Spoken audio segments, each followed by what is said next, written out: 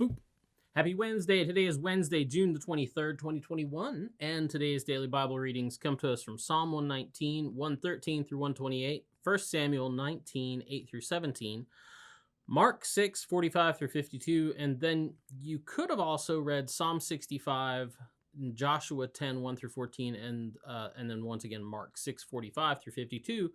I'm going to look at 1 Samuel and talk about javelin practice, because King Saul, used to practice his spear throwing skills all the time. But unfortunately for David, he liked David to catch. So there's a couple of times in the story where we hear about Saul, especially basically whenever he would get realize that David was more popular than him and realize that David was probably the one. Because I'm not really sure that anybody ever just flat out, early on tells Saul who, David's going to take his throne. But I think, he puts two and two together. And so, David be sitting there doing his job, keeping him company, playing the guitar for him. And then all of a sudden, Saul just picks up a spear and hurls it at David. And David was, he was a spry guy. And so he could dodge him, get out of the way. So he wasn't very good at helping Saul with javelin practice, but that he kind of got the idea. So Saul would pick up the spear, chuck it at David. The even worse about this is that by this point in the story, David is now Saul's son-in-law. So Saul's his father-in-law. He had married his daughter Michal to David. And so, I'm no expert in family dynamics, but I gotta think that this made, things awkward when they all got together for Sunday dinners and stuff. Just be a little weird. David sitting there trying to eat his mashed potatoes and keeping an eye on Saul's hand, making sure he's nowhere near his spear. Anyway, so this situation occurs. David, rightly so, leaves and runs back to his house, runs back to his wife Michal, and because, once again, he's failed to catch Saul's spear, and he knows Saul's going to be mad about that too. So he runs home to his wife. But we're told that, even though he ran home to his own house, that Saul sends these messengers after him because the plan was to kill him in the morning, which is kind of odd. You're like, oh, go home, let him go home, have a nice dinner, get some sleep, and then we'll kill him in the morning. So, he's at home. I'm thinking he's probably already in bed or something. And Michal, however you want to say her, I keep calling her Michal. Anyway, but she rousts David, and because she sees what's going on, she sees all these guys kind of, hanging around the house. And she tells David, hey, you need to get up, you need to get out of here, or you'll be a dead man. You're gonna wake up dead. And so she takes the lead on this, right? She sneaks him out of the house, and then she goes and she makes this dummy and puts it in the bed to kind of buy him some more time when they bust in the morning and come to get him. They'll think he's still sleeping in the bed, or if they're watching through the window. Which, the interesting thing is, she's really good at this. So it kind of makes me wonder how many times she kind of snuck out of her dad's house when she was a kid.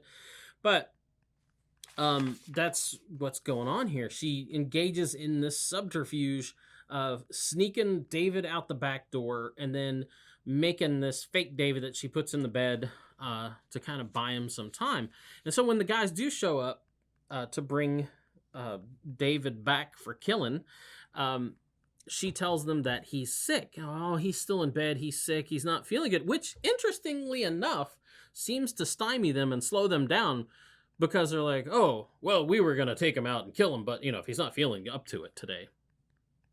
Okay. So, stops him in the tracks, which is cool because it buys David even more time while they, send word back oh, well, sir, we were going to take him and kill him, bring him back to you for killing, but he doesn't feel good. What do you want us to do? Which probably just makes Saul even more irate. So Saul sends back message and he's like, bring him in the bed. I don't care. Just get him here. So they go in, and then that's when the subterfuge is discovered, that it's not really David in the bed, that he's run off, and this is just an idol with an idol, right? It's interesting, with a cheap wig on it, just laying in the bed. And so Saul isn't happy. And this is where the story gets really interesting to me. It's an interesting story anyway, but this part gets kind of interesting to me. I mean, besides the fact that David and Michal had an idol in their house, that's just kind of interesting. But when Saul asks his daughter why she's done this to him, he says, Saul said to Michal, however you want to say it, "Why have you deceived me like this? Let my enemy go so that he has escaped. My enemy, your husband, my son-in-law, why have you done this to me?" And she proceeds to throw David completely under the bus. Her answer to him is that David threatened to kill her if she didn't help him. We know from earlier in the story that's not what happened. That's not the account we're given, that it was her idea, and she woke him up and was like, "You need to get out of here. Here, go out the back door. I'll cover for you." But when it comes down to telling her dad about it, she engages in some more subterfuge and throws David under the bus, saying, that he's murderous and crazy and he was going to kill her. So it's one of those places, where the Bible doesn't fill us in on what the person's motivations are, or what, like, there's other conversations going on, but leaves us to figure out or guess at a person's motivations on our own. So we look at this and we have to say, I wonder what she's playing at. I wonder what she's getting after. And we don't know. The text doesn't tell us that, they talked, about this before he left, and he said, if he comes in, just tell him it was all my idea, so he won't kill you.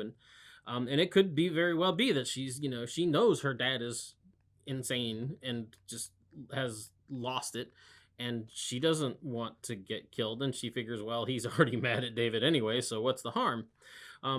But you never know. There could be other things going on. But anyway, look up the rest of the story, the rest of Michal's story. Michal, however you want to say it.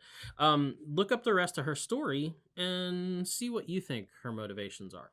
Anyway, that's the DBR for today. We'll be back tomorrow. Get out, enjoy the day. We'll talk to you later. Boop.